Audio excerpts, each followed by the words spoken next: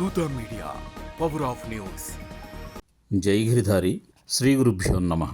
గురురాదిరనాదిశ్చ గురు పరమదైవతం గురుమంత్రసమో నాస్తి తస్మై శ్రీ గురవే నమః. సాధన చతుష్టయ సంపద అంటే ఏమిటి? సాధారణంగా ఈ లౌకిక ప్రపంచంలో ఏది తెలుసుకోవాలన్నా నేర్చుకోవాలన్నా ఒక అర్హత ఉండాలి, యోగ్యత ఉండాలి. ఉదాహరణకు ఇంజనీరింగ్ లేదా మెడిసిన్ చేయాలంటే ఇంటర్మీడియట్ చదివి ఉండాలి. డిగ్రీ చేయాలంటే మినిమం 10th క్లాస్ పాస్ అయి ఉండాలి లేదా ఇంటర్మీడియట్ పాస్ అయి ఉండాలి. అసలు నర్సరీలో పసిబిడ్డ చేరాలన్నా కూడా ఏబిసిడీలు 1 నుంచి 20 వరకు అంకెలు వచ్చి ఉండాలి. పేరెంట్స్ నేర్పి ఉండాలి. ఆ పేరెంట్స్ కూడా ఇంటర్వ్యూని ఫేస్ చేయాలి. లౌకిక విద్యలకే ప్రతిదానికి ఒక అర్హత, యోగ్యత ఉంటే ఇక నిన్ను గురించి తెలిపే ఆత్మవిద్యను తెలుసుకోవడానికి, జీవాత్మ పరమాత్మల స్వరూప స్వభావాల గూర్చి వివరించే భగవద్గీత, ఉపనిషత్తులు, బ్రహ్మసూత్రాల లాంటి ఆధ్యాత్మిక గ్రంథాధ్యయనం చేయడానికి, వాటిలోని పదార్థంతో పాటు యథార్థాన్ని గ్రహించాలన్నా కూడా కొన్ని అర్హతలుండాలి కదా. వాటినే సాధన చతుష్టయ సంపదగా వివరించారు శంకరాచార్య స్వామివారు తమ తత్వబోధ అనే గ్రంథంలో. పారమార్థిక జ్ఞానం లేదా భగవద్జ్ఞానం అందుకోవాలనుకునే సాధకులకు, ముక్తి లేదా మోక్షం పొందాలనే కోరిక ఉన్న ముముక్షువులకు ఉండవలసిన అర్హతలే ఈ సాధన చతుష్టయ సంపద. ఇవి 4 లక్షణాలు లేదా విషయాలు. 1 వివేకము, 2 వైరాగ్యము, 3 సమాధి షట్క సంపత్తి, 4 ముముక్షుత్వం. ఒక్కో దాని గురించి తెలుసుకుందాం. మొదటిది వివేకం. నిత్యానిత్య వస్తు వివేచనమే వివేకం. ఈ సృష్టిలో నిత్యమైనదేమిటి, అనిత్యమైనదేమిటి అని తెలుసుకునే ఆలోచనే వివేకం. బ్రహ్మము లేదా పరమాత్మ ఒక్కటే నిత్యం, దానికి అన్యమైనవన్నీ అనిత్యాలే అని తెలుసుకోవడమే వివేకం. సృష్టిలోని 84 లక్షల జీవరాశులలో మనిషిని మిగిలిన ప్రాణుల నుండి విడదీసి గొప్పగా నిలబెట్టేది ఈ వివేకమే. ఈ వివేకం మనిషికున్నట్లుగా ఇతర ప్రాణులకు ఇవ్వబడలేదు. నిత్యమంటే ఏమిటి?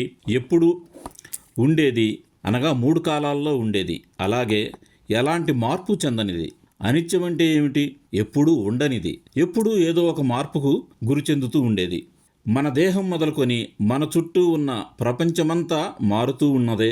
జన్మించినది మొదలు ఎప్పటిదాకా మనలో భౌతికంగా, మానసికంగా, జ్ఞానపరంగా ఎన్నో మార్పులు రావడం మనకు తెలుస్తూ ఉంది.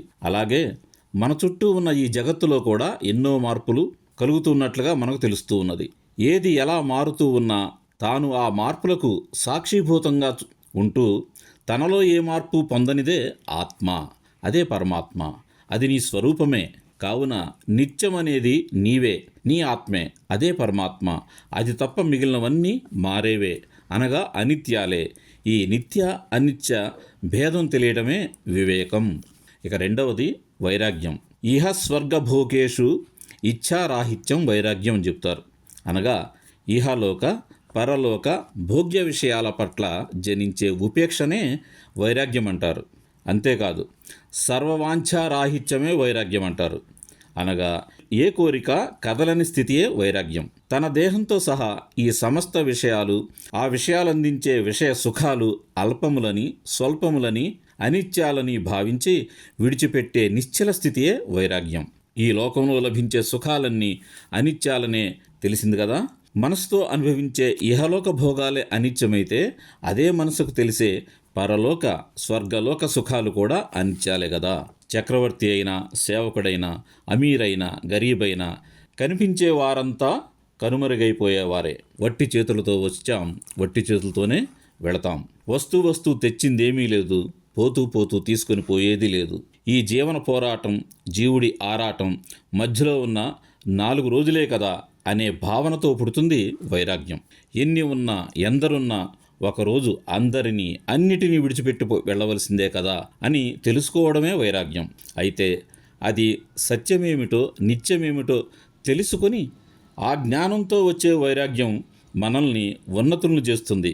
అంతేకాని పెద్దలు చెప్పినట్లుగా ఒక సందర్భం వల్లనో ఒక సంఘటన వల్లనో తాత్కాలికంగా కలిగే శ్మశాన వైరాగ్యం, ప్రసూతి వైరాగ్యం లాంటి తాత్కాలిక లేదా అనిత్య వైరాగ్యాల వలన పెద్దగా సాధకులకు ప్రయోజనం ఉండదు.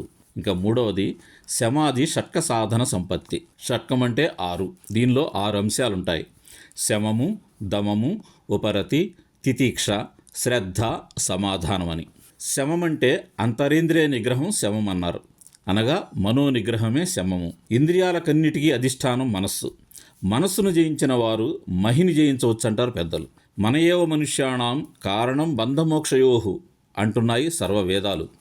అనగా ఒక మానవుడు అటు జనన మరణ రూప సంసార బంధంలో పడాలన్నా, తన స్వరూపస్థితిని తెలుసుకొని ముక్తుడు కావాలన్నా వాని మనస్సే కారణం అంటున్నాయి ఉపనిషత్తులు, ఉపనిషత్తు ఋషులు.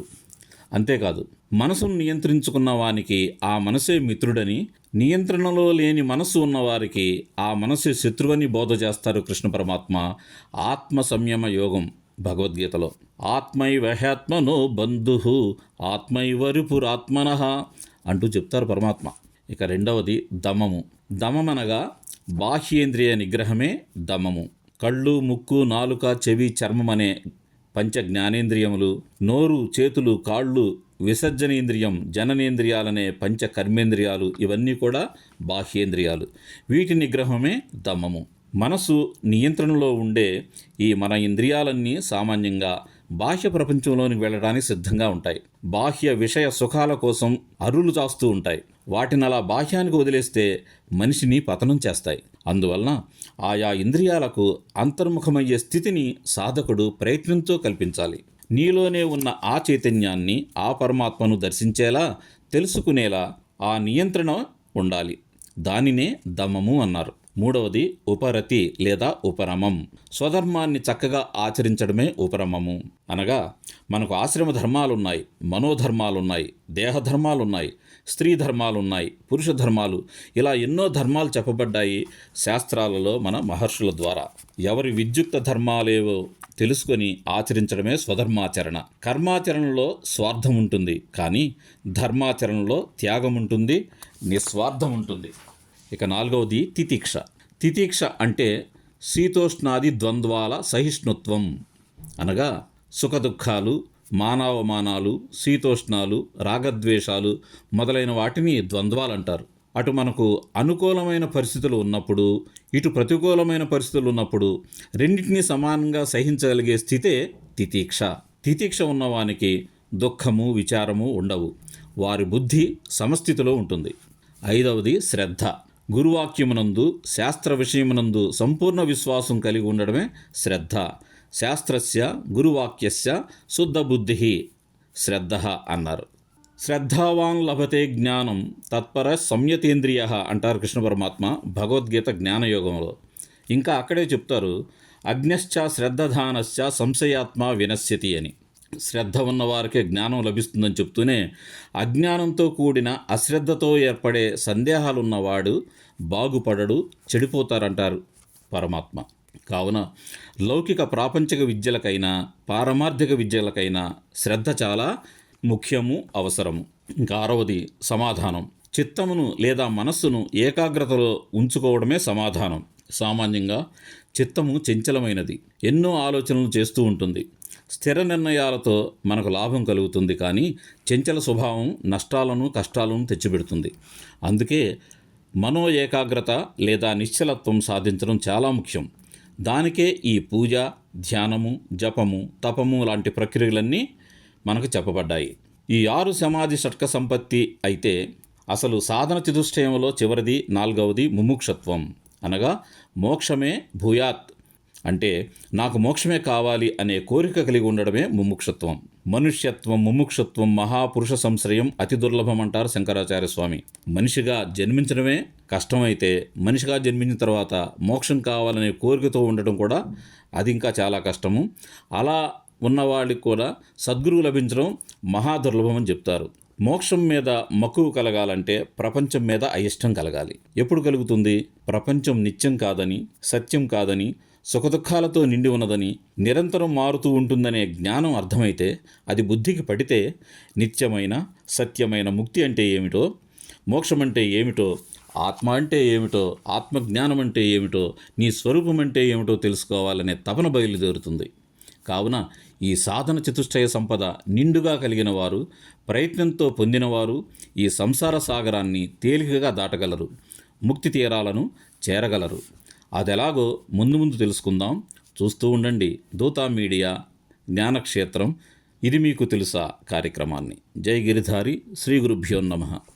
For more updates, please subscribe Dutta Media.